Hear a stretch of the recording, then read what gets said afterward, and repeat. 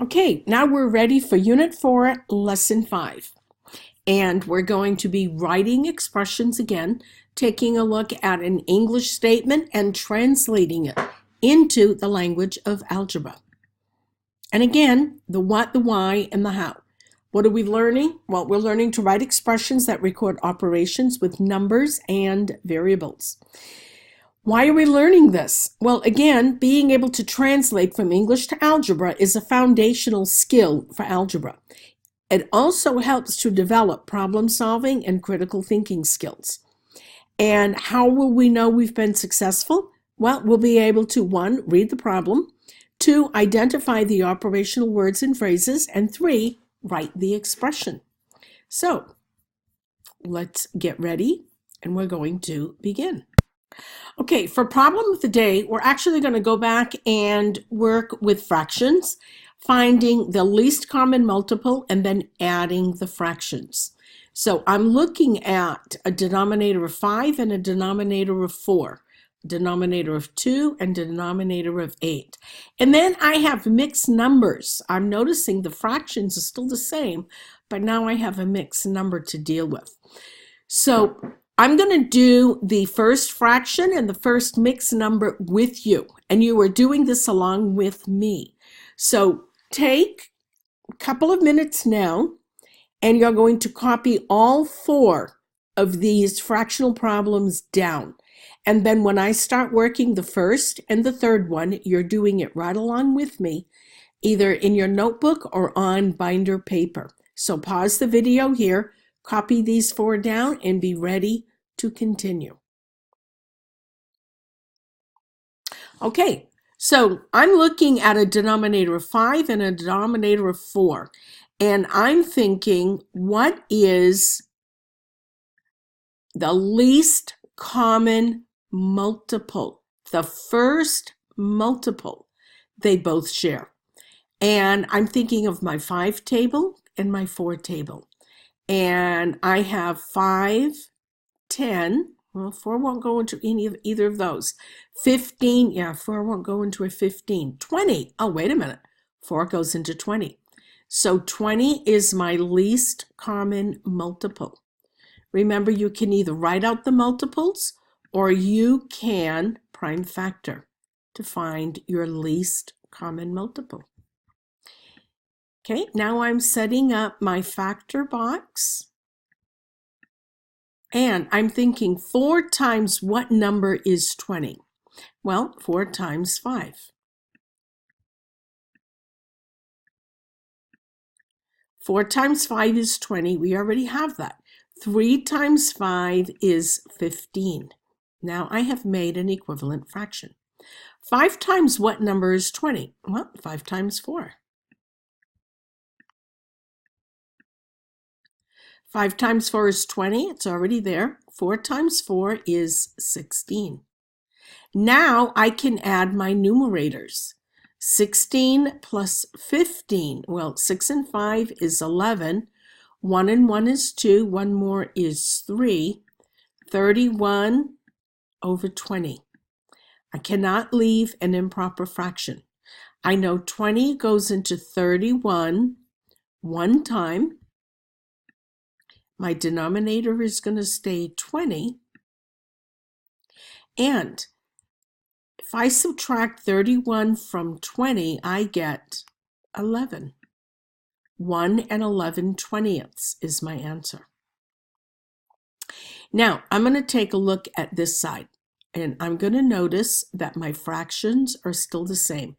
So I still have a common denominator of 20.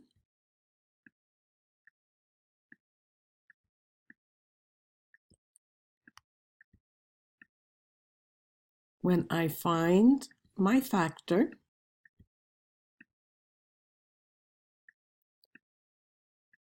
I'm still going to have a factor of 5. 4 times 5 is 20. 3 times 5 is 15. 5 times 4 is 20.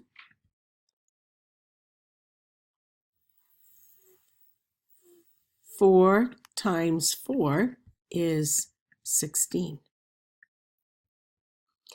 And when I add my fractions together, 31 over 20, which we know is going to be 1 and 11/20. So I'm going to put 1 and 11/20 here. And I notice I still have my whole numbers. 5 plus 2 is 7. So now I'm going to add my whole number and my mixed number. 7 plus 1 is 8. And 11/20.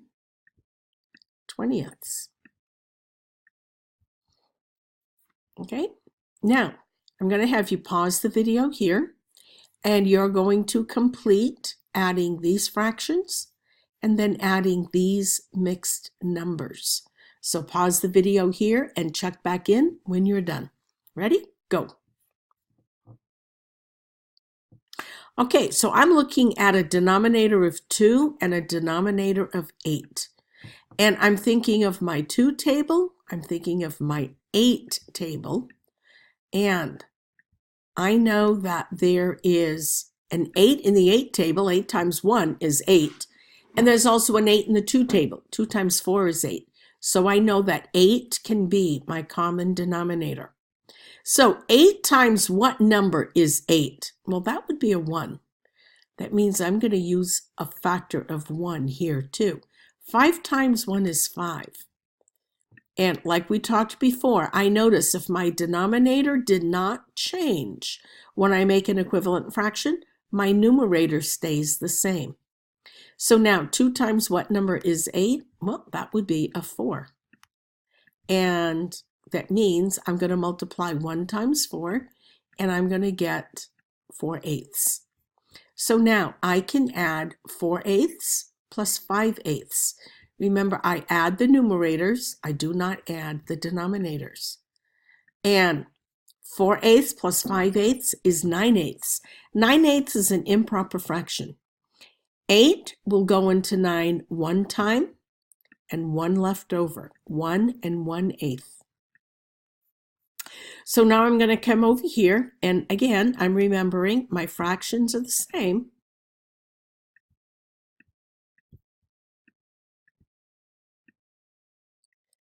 I'm going to set up the factor box.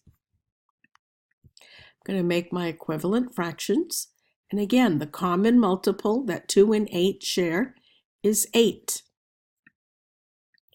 And this is a factor of 1. And because my denominator did not change, my numerator did not change. 2 times 4 is 8.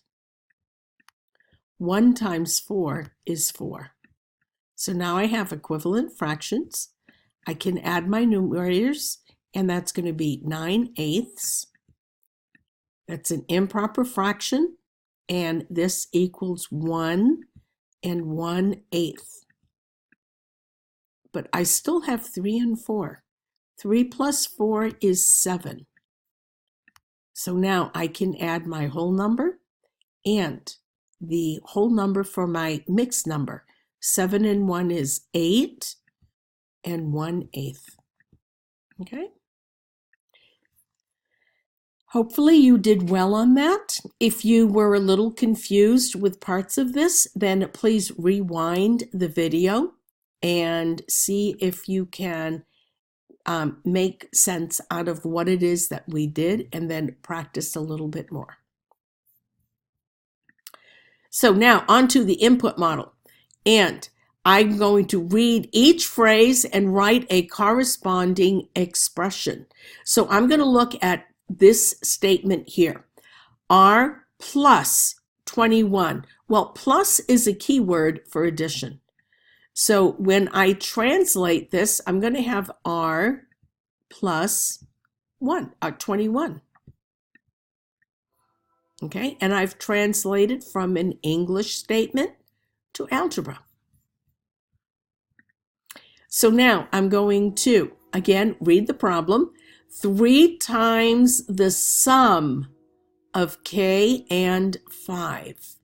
Identify the operational words 3 times. That means I'm going to multiply.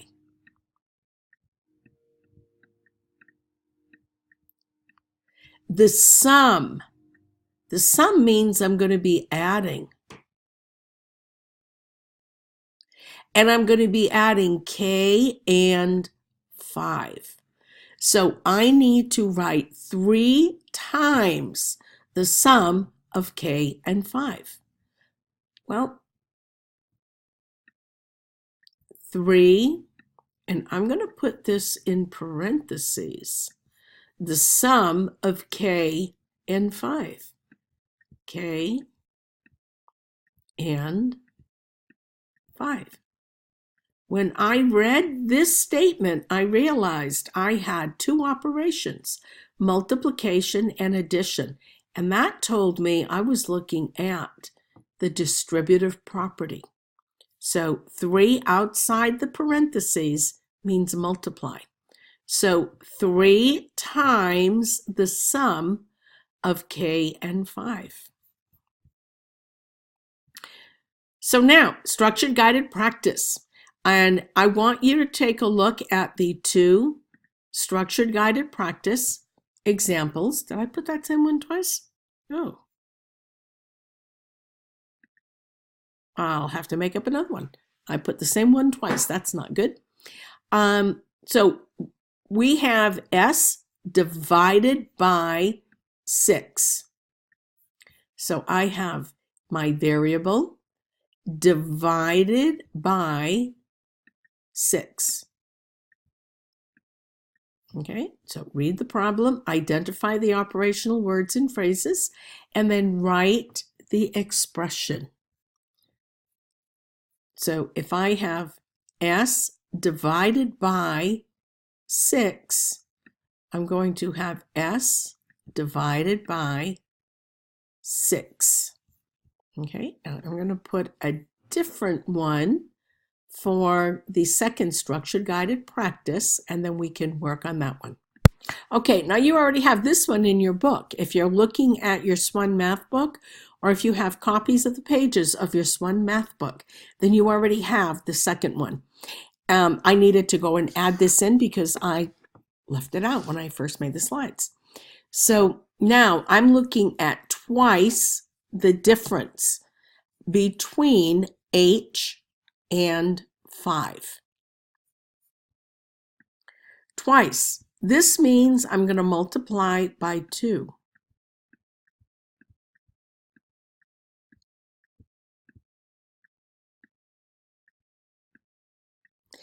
And difference means I'm going to subtract.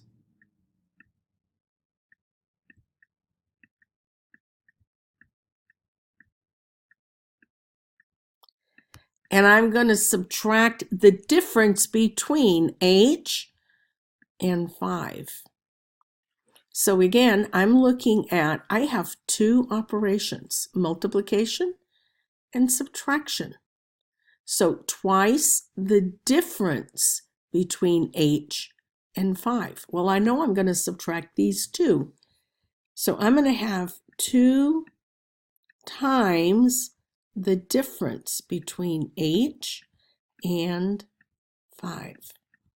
Again, if I have 2 operations, I'm looking at the distributive property. Twice the difference.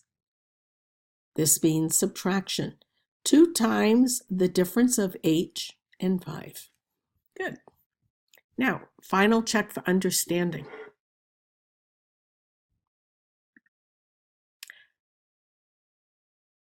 Okay, so I put it there. Confusing. That was the same one that I just added. So now, final check for understanding. And I want you to work on the 2 examples for final check for understanding, and then check back in to see how you did. Okay, so pause the video here and go.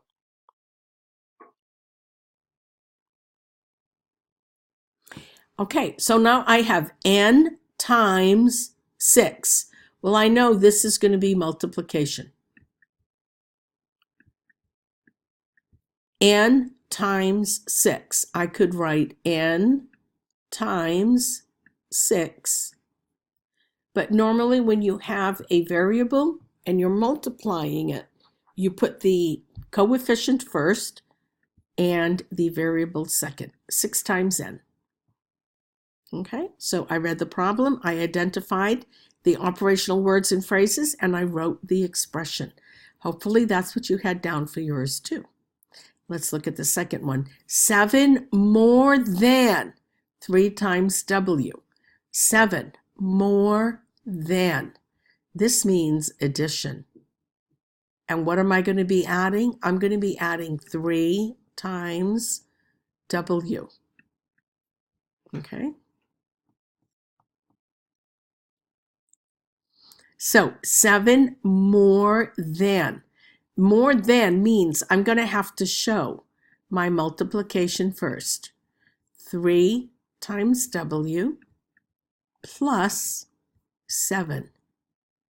7 more than 3 times W. Okay, so that more than means you need to start with something first. And you're starting with 3 times W plus 7. Now, I would like you to try all 6 of the student practice examples and then check back in to see how you did. So pause the video here and go through the 6 practice and then check back in after you're done and see how you did. Okay, so I'm going to start with reading the problem. G plus 1 75/100. Plus means I'm going to add. And I'm going to add G plus 1 75/100. Now, this second one, 7 more than 5 times P. More than means I'm going to add. And then I'm going to add that to 5 times P. This is multiplication. So I'm going to have 5 times P, and then I'm going to add 10. This was very much like what we had in the final check for understanding. Now, number 3, 40 times the sum of R and 6. So one thing I want to point out, if you're thinking, well, if I have addition and multiplication, why isn't that distributive? It's not because you start with saying you're going to add to what you're going to multiply. If it's going to be the distributive property, it's going to indicate multiplication first and addition or subtraction second. Very much like this one. 40 times, this is multiplication, times the sum. Sum means you're going to add. Okay, this one was 10 more than 5 times P. This is 40 times the sum. You need to add these and then you're going to multiply. So I'm going to have 40 and I'm going to have R plus 6. So remember, if you're looking at the distributive property, it's going to indicate multiply first and then add or subtract second. And that's how you would translate it. So let's take a look at 4. J divided by 5. Well, if I'm dividing, that's division. J divided by 5. J divided by 5. Okay, now 10 less than G. Remember when we looked at the more than and we said we put the more than at the end of what we were writing? This is going to be the same thing. 10 less than. Less than means I'm going to subtract. But I'm going to be subtracting from G. 10 less than G. So I have to have G first, and then 10 less than, then I'm going to subtract. Okay? So I start with G, less than G, I subtract 10 from it. The last one, twice the difference between V and 9. Twice the difference. Remember, twice means multiply by 2. So if you looked at this and thought, that's a distributive property, you're right. This time, difference, you're going to subtract, but it's telling you multiply twice the difference. So I'm going to have 2 times V minus 9. 2 twice the difference between V and 9. And now you have completed the student practice. If you have a homework page that you've been given, work on that. If you don't have a homework page, but you still have a few questions, go back and rewatch the video so that it makes it a little bit clearer for you. Okay? Good job, and I will talk with you soon.